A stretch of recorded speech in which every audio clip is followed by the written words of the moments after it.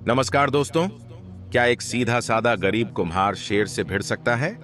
आज की कहानी है एक ऐसे इंसान की जिसे सबने कमजोर समझा, लेकिन किस्मत ने उसे ऐसा योद्धा बना दिया कि जंगल का राजा भी कांप उठा।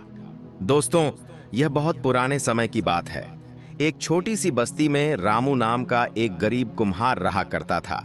वह दिन भर मेहनत करता, मिट्टी से खूबसूरत बर्तन बनाता और फिर शाम को उन्हें अपने गधे पर लाद कर बाजार में बेचने जाया करता था। यही उसकी रोजमर्रा की दिनचर्या थी।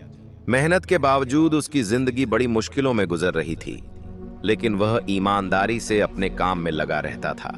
इसी बस्ती के पास एक घना जंगल था, जहां एक खूंखार शेर का आतंक था।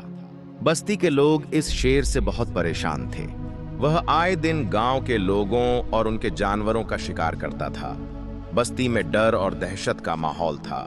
कई बार गांव वालों ने शेर को पकड़ने की कोशिश की, लेकिन हर बार वह उनकी पकड़ से बच निकलता था। धीरे धीरे बस्ती के लोग इतने डर गए कि उन्होंने रात के समय अपने घर से बाहर निकलना ही बंद कर दिया। रामू इन सब से बेखबर अपनी दिनचर्या में व्यस्त रहता था। वह सुबह उठता, मिट्टी खोद कर लाता, उसे गूंथता और बर्तन बनाता। फिर उन बर्तनों को धूप में सुखाता और भट्ठी में पकाता।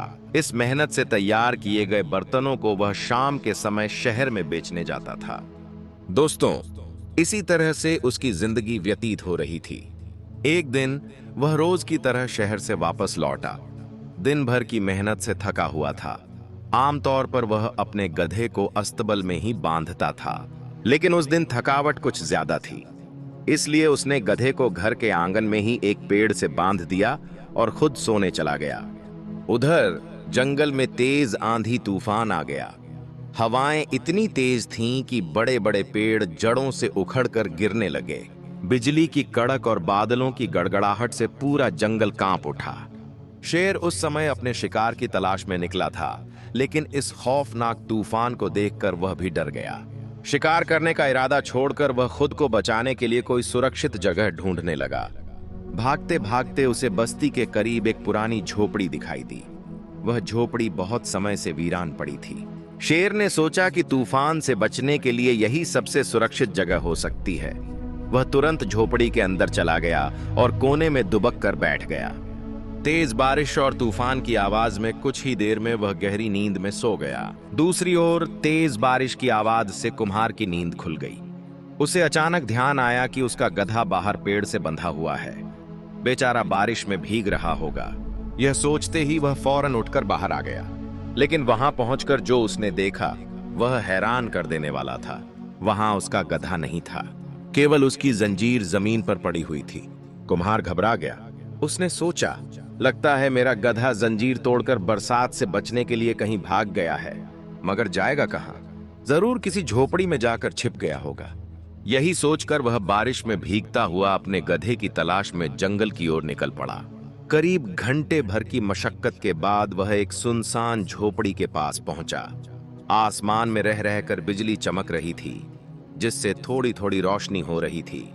बिजली की एक तेज चमक में उसने देखा कि झोपड़ी के दरवाजे के पास कोई बड़ा जानवर सोया हुआ है। कुम्हार खुशी से चिल्ला उठा, मिल गया, मिल गया, मेरा गधा मिल गया। बेवकूफ, यहाँ मजे से पड़ा सो रहा है और मैं 1 घंटे से जंगल में तुम्हारी तलाश में मारा मारा फिर रहा था। लेकिन दोस्तों, दरअसल वह गधा नहीं था, बल्कि वही खूंखार शेर था जिसने बारिश से बचने के लिए उस झोपड़ी में शरण ली थी। लेकिन अंधेरे के कारण रामू कुम्हार अपने गधे और शेर में कोई फर्क महसूस नहीं कर सका। वह गुस्से से भरा हुआ था, इसलिए बिना कुछ सोचे समझे उसने शेर के सिर और कंधे पर 2-4 थप्पड़ जड़ दिए और छलांग लगाकर उसकी पीठ पर सवार हो गया। जैसे ही वह शेर की पीठ पर बैठा, उसने जल्दी से रस्सी को कसकर पकड़ लिया ताकि यह गधा रास्ते में कहीं भाग न जाए।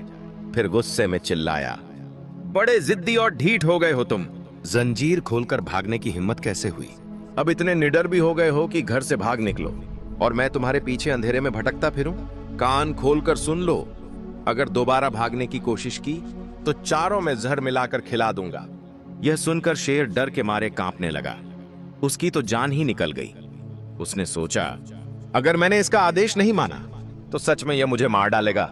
अब उसके लिए सबसे सही यही था कि वह चुपचाप उसकी बात माने। घनघोर अंधेरा था, बारिश तेज हो रही थी और कड़कती बिजली आसमान को चीर रही थी। ऐसे में शेर जंगल के रास्ते पर दौड़ने लगा, लेकिन उसके भीतर गहरी दहशत समा चुकी थी। वह सोच रहा था, यह मैं किस मुसीबत में फंस गया? यह कौन है? कोई साधारण इंसान तो नहीं लगता।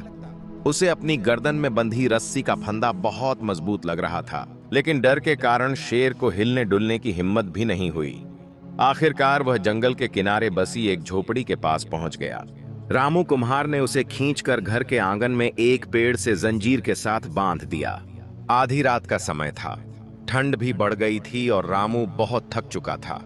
इसलिए वह निश्चिंत होकर घर के अंदर चला गया और गहरी नींद में सो गया। दोस्तों, जब सुबह हुई और सूरज की किरणें बस्ती में फैलने लगीं, तो गांव के लोग रोज की तरह अपने काम पर जाने के लिए घरों से निकलने लगे। जब वे रामू कुम्हार के घर के पास से गुजरे, तो अचानक उनकी नजर उस पेड़ पर पड़ी, जहां एक कदम आगे वही खूंखार शेर जंजीरों से बंधा हुआ बैठा था। गांव वालों की आंखें फटी की फटी रह गईं। कुछ पल तक तो किसी को यकीन ही नहीं हुआ कि ये वही शेर है जिसने गांव में तबाही मचा रखी थी। तभी किसी ने चिल्लाकर कहा, अरे ये तो वही खूंखार शेर है, लेकिन इसे बांधा किसने है? कुछ ही देर में यह खबर पूरे गांव में आग की तरह फैल गई कि रामू कुम्हार ने जिंदा शेर को पकड़ लिया है। गांव वालों ने रामू की बहादुरी की जमकर तारीफ की। उनकी खुशी की सबसे बड़ी वजह यह थी कि यही वो शेर था जिसने न जाने कितनी बकरियां और भैंसें खा ली थीं।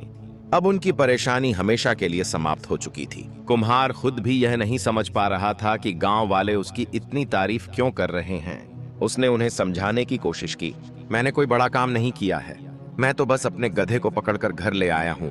लेकिन जब उसने ध्यान से देखा तो पाया कि जिसे वह अपना गधा समझ रहा था, वह दरअसल वही खूंखार शेर था। उधर उसी दौरान उस राज्य का राजा बहुत चिंता में डूबा हुआ था। पड़ोसी देश का राजा बड़ा ताकतवर था और वह उनके कई इलाकों पर जबरदस्ती कब्जा करना चाहता था। दोनों राज्यों के बीच युद्ध छिड़ चुका था और पड़ोसी देश की सेना आए दिन हमले कर रही थी। राजा जानता था कि उसकी सेना बहादुर है, लेकिन दुश्मन की फौज संख्या में कई गुना बड़ी थी। उसे किसी ऐसे वीर सेनापति की तलाश थी जो उसकी सेना की सही तरीके से कमान संभाल सके और दुश्मनों को हमेशा के लिए खदेड़ दे। इसलिए राजा ने तुरंत अपने मंत्रियों और सेनापतियों को दरबार में बुलाया। वे सब मिलकर सलाह मशवरा करने लगे कि कौन ऐसा योद्धा हो सकता है जो इस युद्ध को जीतने में मदद कर सके। दोस्तों, इसी बीच एक सिपाही को अचानक कुछ याद आया। वह जोश में खड़ा हुआ और कहने लगा, राजा जी, हमें किसी और की तलाश करने की जरूरत नहीं है। हमारे अपने ही राज्य में एक ऐसा बहादुर इंसान है जिसने अपनी दिलेरी का सबूत दे दिया है। राजा ने उत्सुकता से पूछा, कौन है वो? सैनिक ने विनम्रता से कहा, महाराज, वह कोई और नहीं, रामू कुम्हार है। यह वही शख्स है जिसने अकेले अपने दम पर एक खूंखार शेर को जिंदा पकड़ लिया है। ऐसा साहसी व्यक्ति हमारी सेना में सही तरीके से कमान संभाल सकता है और हमें युद्ध में जीत भी दिला सकता है। राजा ने बिना देर किए एक संदेशवाहक को रामू के घर भेजा। जब रामू कुम्हार को यह खबर मिली कि उसे सेना का सेनापति बनाया जा रहा है, तो वह हैरान रह गया। उसे यह सब किसी मजाक से कम नहीं लग रहा था, परंतु राजा जहां को टालना संभव नहीं था। वह अनमने मन से तैयार होकर राजा के महल पहुंचा।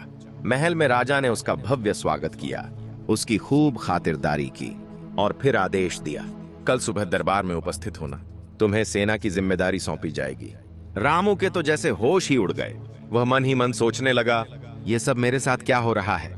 कहां मैं एक सीधा सादा कुम्हार और कहां एक सेनापति। ये सब उस गधे की वजह से हुआ जो शेर बन बैठा। आखिरकार एक साधारण और अनपढ़ रामू को सेना का सेनापति बना दिया गया। उसने न कभी तलवार चलाई थी, न ही कभी घुड़सवारी की थी। जैसे ही वह घर पहुंचा, गुस्से से शेर की ओर देखकर बोला, ये सब तेरे ही कारण हुआ है। अगर तू गधा ही बना रहता तो आज मैं चुपचाप अपने मिट्टी के बर्तन बना रहा होता। अब देख, मुझे सेनापति बना दिया गया है, जबकि मुझे तो कुछ भी नहीं आता। उसकी पत्नी यह सुनकर मुस्कुरा पड़ी। वह शांत स्वर में बोली, शेर को दोष मत दो, इसमें उसकी कोई गलती नहीं है, बल्कि तुम्हारे तो भाग्य खुल गए हैं। भगवान की दया है कि उन्होंने तुम्हें इतना बड़ा पद दे दिया है। अब हिम्मत मत हारो, ईश्वर तुम्हारी मदद जरूर करेगा। ये तो हमारे अच्छे दिनों की शुरुआत है। रामू उसकी बातें सुनकर सोच में पड़ गया। अब उसके पास पीछे हटने का कोई रास्ता नहीं था। सिवाय इस नई जिम्मेदारी को निभाने के अब रामू के पास कोई और रास्ता नहीं था। अगले दिन सेनापति रामू अपनी पत्नी के साथ शाही महल पहुंचा। राजा ने उसे देखकर प्रसन्नता जताई और उसकी खूब खातिरदारी की। फिर राजा ने गंभीर स्वर में कहा, हमारे पड़ोसी राज्य का शासक लगातार हमारी भूमि पर हमले कर रहा है। हालांकि वह हर बार असफल रहा है, लेकिन अब वह युद्ध की पूरी तैयारी कर चुका है। हमारी सेना भी पूरी तरह तैयार है, लेकिन हमें एक ऐसे योग्य सेनापति की आवश्यकता है जो इस युद्ध में हमारी सेना का नेतृत्व कर सके। कल सुबह शत्रु की सेना हमारी सीमाओं में घुसने वाली है।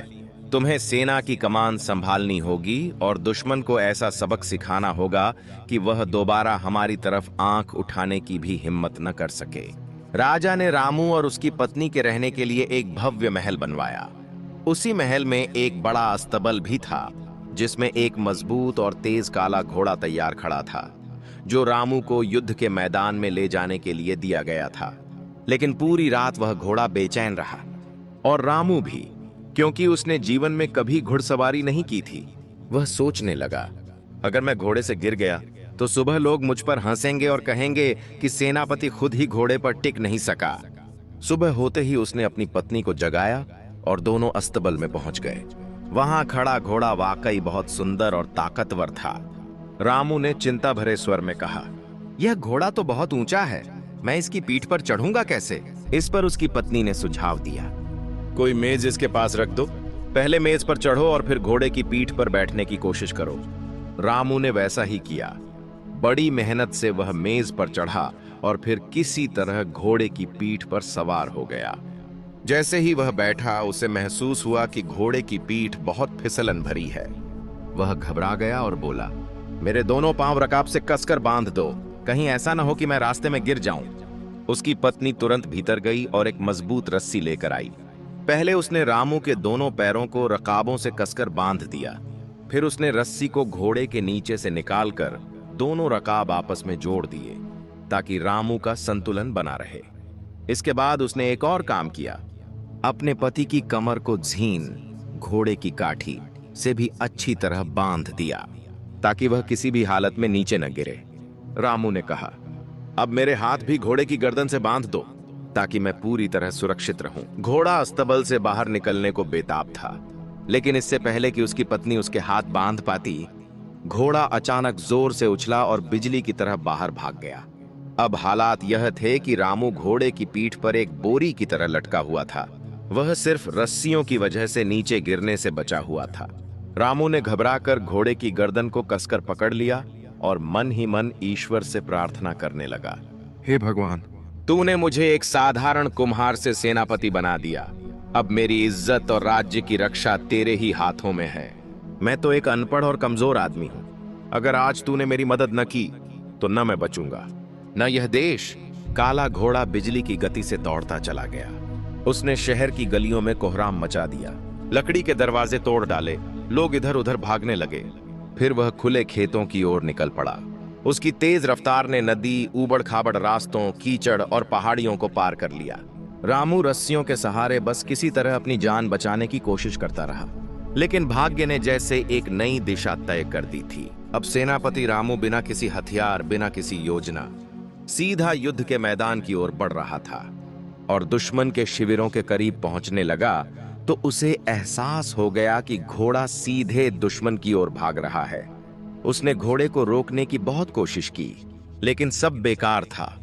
जैसे ही घोड़ा एक बड़े पेड़ के पास से गुजरा, रामू ने उसकी एक मोटी शाखा पकड़ ली, यह सोचकर कि शायद वह इससे घोड़े को रोक सके।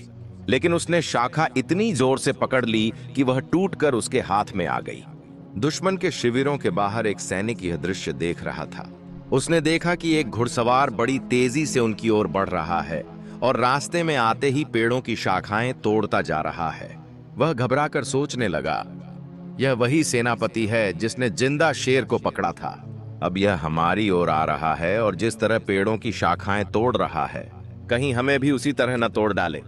उस सैनिक के मन में खौफ बैठ गया। वह चिल्लाने लगा, भागो, अपनी जान बचाओ, यह कोई साधारण इंसान नहीं बल्कि कोई राक्षस लगता है। अगर इसने हमें पेड़ों की टहनियों की तरह तोड़ना शुरू कर दिया तो हमारी हड्डियां चकनाचूर हो जाएंगी। यह सोच ही रहा था कि पीछे मुड़कर देखा। उसे सेनापति रामू के पीछे पूरी सेना आती दिखाई दी। यह देखकर उसकी घबराहट और भी बढ़ गई। वह और जोर से चिल्लाने लगा, दौड़ो, भागो, जिंदा शेर को पकड़ने वाला सेनापति एक विशाल सेना को लेकर हमला करने के लिए आ रहा है। जिस फौज का सेनापति इतना ताकतवर हो वह हमारा क्या हाल करेगा। यह सुनकर दुश्मन के सैनिक डर के मारे कांप उठे और अपनी जान बचाने के लिए घोड़ों पर सवार होकर वहां से भाग निकले।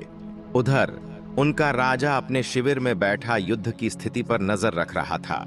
जब उसने देखा कि उसकी सेना अचानक पीछे हट रही है और सैनिक दहशत में भाग रहे हैं तो वह भी घबरा गया। युद्ध का पासा पलट चुका था। हार को सामने देखकर राजा ने शांति की याचना करते हुए एक पत्र लिखा और उसे अपने शिविर में छोड़ दिया। इसके बाद वह अपने घोड़े पर चढ़ा और अपनी सेना को पीछे छोड़कर भाग निकला। वह इतना भयभीत था कि उसने पीछे मुड़कर भी नहीं देखा। इधर सेनापति रामू का घोड़ा जब दुश्मन के शिविर के करीब पहुंचा तो वह अचानक रुक गया। रामू ने कांपते हाथों से अपने पैरों को रकाब से निकाला और जैसे ही नीचे उतरने की कोशिश की, धड़ाम से जमीन पर गिर पड़ा। अरे की या तो यह ईश्वर की कृपा थी कि उसे इस हालत में किसी ने देखा नहीं, वरना उसका राज खुल जाता। उसने चारों ओर नजर दौड़ाई। दुश्मन का कोई सिपाही दिखाई नहीं दे रहा था, सब भाग चुके थे। अब वह दुश्मन के राजा के शिविर में गया, जहां उसकी नजर एक पत्र पर पड़ी। उसने उस पत्र को उठाया और अपनी जेब में रख लिया। इसके बाद सेनापति रामू पैदल ही अपने घर की ओर चल पड़ा। रास्ते में लोग उसे देखकर बड़े ही अदब से झुकने लगे। उसकी बहादुरी की चर्चा हर जुबान पर थी, लेकिन उसे तो अपने बदन की टूट फूट की फिक्र थी। जैसे ही वह घर पहुंचा, अपनी जेब से वह पत्र निकाला और अपनी पत्नी को देते हुए बोला, यह पत्र राजा तक पहुंचा दो। और हाँ, एक बात ध्यान से सुन लो, ईश्वर ने हमारी इज्जत रख ली है, लेकिन अब मैं अपनी जिंदगी में कभी भी घोड़े की पीठ पर नहीं बैठूंगा। राजा को बता देना कि दुश्मन डरकर भाग चुका है और अब दोबारा हमारे देश की तरफ आंख उठाकर भी नहीं देखेगा। लेकिन इस पत्र में क्या लिखा है यह मैं नहीं जानता। बस ये काम तुम कर दो। अब मुझे सोने दो, मेरा बदन टूटकर चूर चूर हो गया है। इस घोड़े ने मेरी हड्डी पसली एक कर दी है। इतना कहकर रामू ने लंबी सांस ली और बिस्तर पर लेट गया। वह गहरी नींद में सो गया, एक चैन की नींद। रामू कुम्हार की पत्नी वह पत्र लेकर राजा के महल की ओर रवाना हुई। जब राजा ने दुश्मन राजा का पत्र पढ़ा तो वह बहुत प्रसन्न हुआ। उसने अपने नए सेनापति की खूब प्रशंसा की और कहा, तुम्हारे पति इस समय कहाँ हैं? रामू की पत्नी ने बड़े अदब से सिर झुकाते हुए कहा, महाराज, अब वह बहुत थके हुए हैं और घर पर आराम कर रहे हैं। यदि आप हुक्म दें तो मैं उन्हें जगाकर आपकी सेवा में भेज दूं। रामू की पत्नी ने कहा। राजा मुस्कुराकर बोले, नहीं, उसे अब जगाने की जरूरत नहीं है, उसे आराम करने दो। सुबह हमारे पास भेज देना, हम उसे उचित इनाम देंगे। रामू की पत्नी ने सिर झुकाकर कहा, जो हुक्म महाराज। और वह वहां से चली गई। अगली सुबह सेनापति रामू पैदल ही अपने घर से शाही महल की ओर चल पड़ा। पूरा शहर उसके स्वागत के लिए सड़कों पर उमड़ पड़ा था। गलियों को रंग बिरंगी झंडियों से सजाया गया था। हर तरफ उत्सव का माहौल था। ढोल नगाड़ों की गूंज और लोगों की जयकारों से वातावरण गूंज उठा था। लोग उसकी बहादुरी की प्रशंसा करते नहीं थक रहे थे। कोई कह रहा था, देखो हमारे सेनापति कितने सादे और विनम्र हैं, घोड़े पर सवार होने के बजाय पैदल ही राजमहल जा रहे हैं। दूसरा कहता, यही है असली हीरो, जिसने अकेले ही दुश्मन को खदेड़ दिया।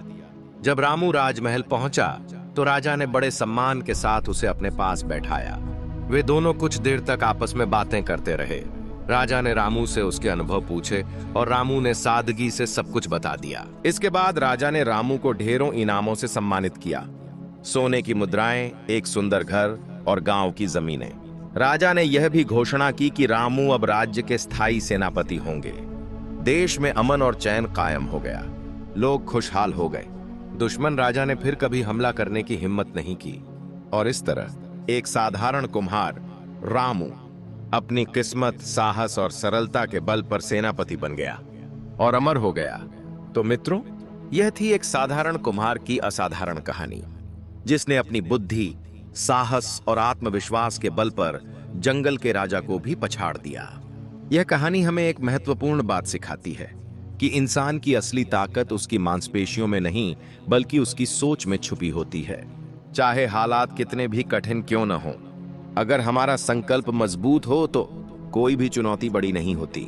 सच्चा योद्धा वही है जो डर के बावजूद आगे बढ़ता है और जीतता है, अपने आत्मबल से, न कि केवल हथियारों से। दोस्तों, मुझे उम्मीद है कि इस कहानी से आपको कुछ सीखने को मिला होगा।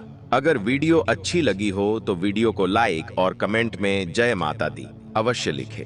हम आपसे मिलते हैं किसी और नई वीडियो में। तब तक के लिए अपना ख्याल रखना। जय माता दी।